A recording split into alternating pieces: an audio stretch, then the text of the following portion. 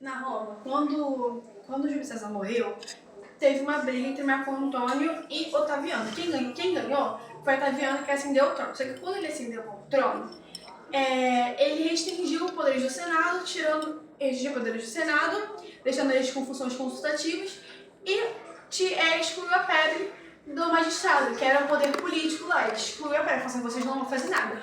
E para poder, né, assim, concentrar as questões políticas, porque a plebe ficou muito revoltada, porque tinham tirado o direito deles da política. Aí Otaviano falou assim, que foi chamado de Augusto, né? Augusto falou assim, não, calma aí, a política do pão em si, que é o quê? Você dá alimentos e divertimentos às pessoas em troca de quê? De votos. Então, ele dava trigo e criou o Coliseu. Coliseu, onde acontecia as brigas dos guerreiros, exposições de animais exóticos, entre outras coisas. E foi isso. E nesse tempo também se instaurou a Pax Romana, que foi quando o auge do Império. Por que foi o auge do Império Romano? Porque durante o auge deles foi quando eles tiveram a maior extensão, que eles conquistaram todo o mar Mediterrâneo. E o mar Mediterrâneo ficou conhecido por eles naquela época como o Mare Est Nostro, que significa mar nosso.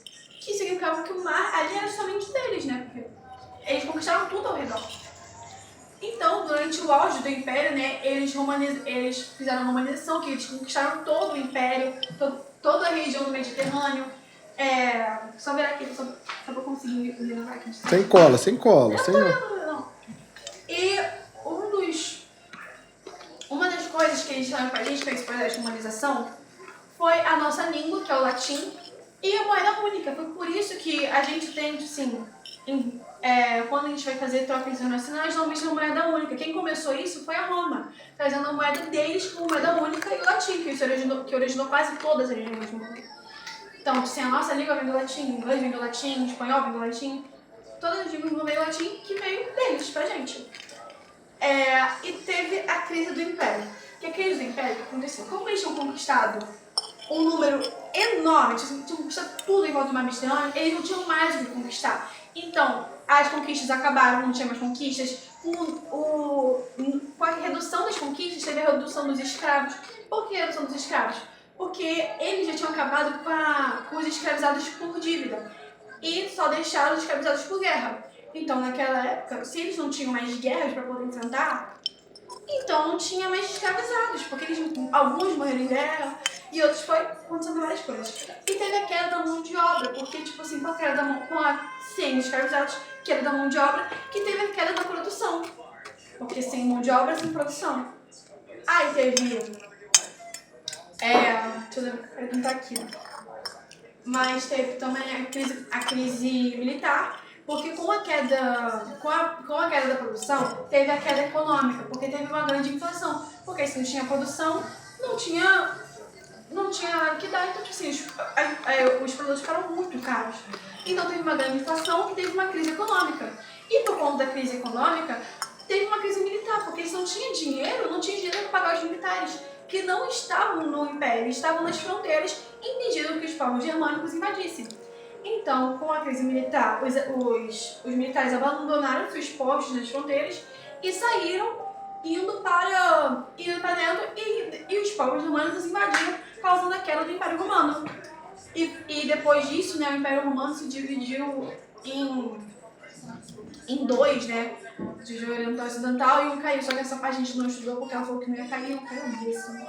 Mas é isso. E também teve o cristianismo, que também foi grande importante para a crise do Império, porque como eles perseguiram os cristãos até o último momento, porque os romanos eles eram politeístas.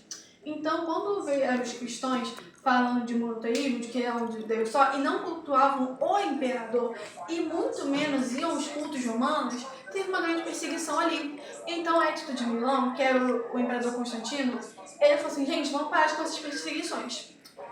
E depois tem o imperador Teodósio, adotou o cristianismo como religião oficial de Roma.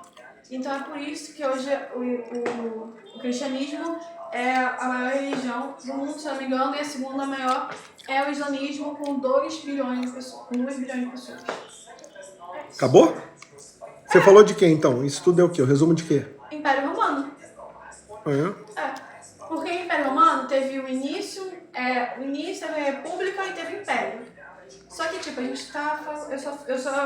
o que eu estudei foi só o Império. Mas, tipo, tem muita coisa. Eu esqueci da ruralização. O que acontece? Por conta das invasões germânicas e dos conflitos internos que estavam acontecendo, o povo não sabia o que fazer. Os povos não sabiam o que fazer. Então, eles foram tudo pra área rural ficar lá, porque lá tinha agricultura, era um lugar mais seguro. Então, né, eles foram tudo pra lá. E isso deixou os produtores com muito poder acumulado, porque se eles, estava todo mundo indo pra lá, quem tinha terras lá era o maioral, porque ninguém tinha mais nada, entende? Aí tem o islamismo, né? Quer que eu fale islamismo? Fala o que você quiser. Então vai. Islamismo é uma religião seguida por mais de 2 milhões de pessoas no mundo e teve um início... Deixa eu lembrar aqui, não tá aqui só, né? Mas vamos lá. Foi Maomé. Maomé foi o cara que criou o islamismo. Por quê? Porque aos 40 anos ele recebeu uma mensagem divina do anjo Gabriel falando que ele teria que unificar as tribos árabes. Como é que foi essa mensagem? Eu não O sei. que falaram pro Maomé? Eu não sei o que falaram pro Maomé. Não estava escrito falando que o anjo Gabriel falou pro Maomé. Então, tipo...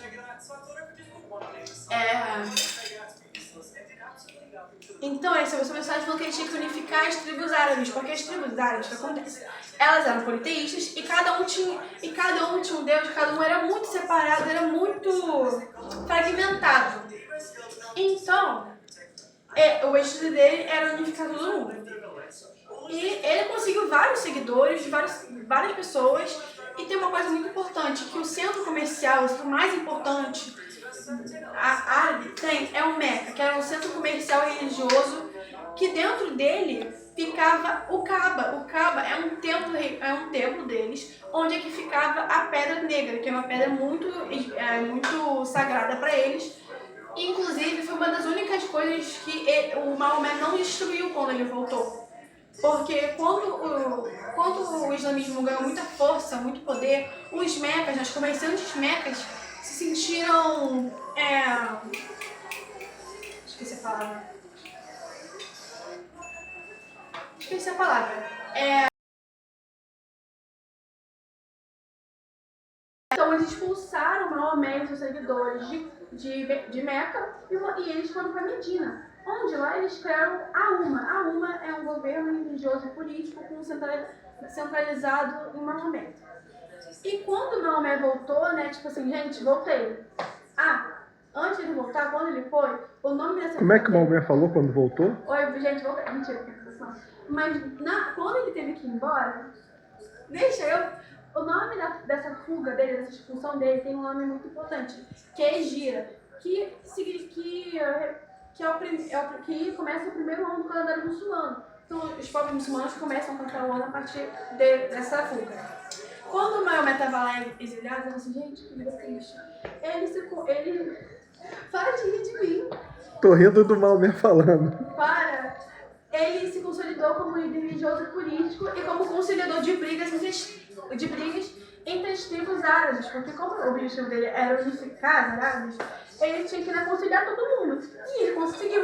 E quando ele voltou, ele falou assim, gente, destrói todos os ídolos politeístas. Destrói.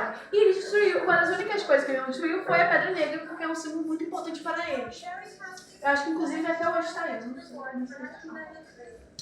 E na morte de Maomé, aconteceu muitas coisas. Porque Maomé não teve filhos homens, só teve filhos mulheres.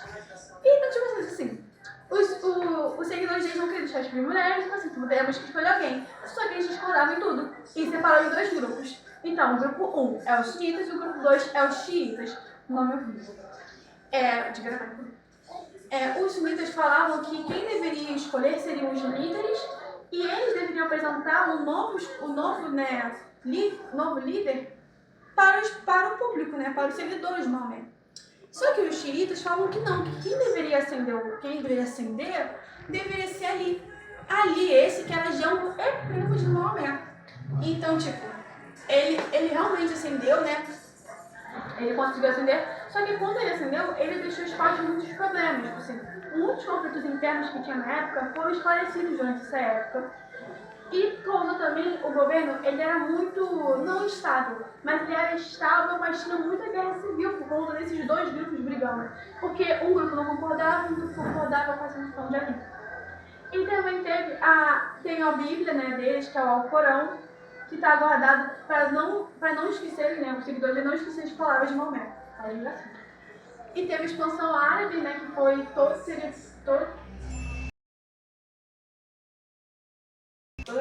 toda a parte árabe do continente, assim, quase todo o mar Mediterrâneo. Só não foi todo, porque o único povo que conseguiu fazer isso foi o Império Romano. E o objetivo, eles conseguiram fazer tudo isso com os conceitos de jihad, que é os conceitos o quê? De esforço e de luta com base nos princípios de Allah. Allah, o Deus deles, tá?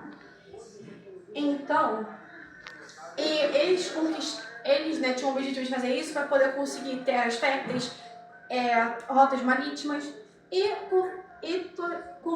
converter todo mundo ao islamismo, que eles conseguiram, que foi uma das consequências, que foi todo mundo se convertendo ao islamismo, várias conquistas militares e, por último, mais ou menos importante, eles transformaram os centros, né, as pequenas cidades, que eram chamadas de oásis, em grandes centros urbanos. Então foi mais ou menos isso que aconteceu. Acabou? Se você quiser, e também nessa época teve um novo modo de viver e falar. Porque como eles conquistaram vários impérios, várias áreas, teve trocas milenares de culturas. Então, tipo assim, deu um novo modo de viver e de pensar para eles, com essas trocas milenares. É tipo você ser um paraibano e conversar com uma pessoa do Rio de Janeiro e conviver ali. Vocês vão trocar ideias, vão trocar o jeito de viver, o jeito de pensar. Então, mais ou menos isso.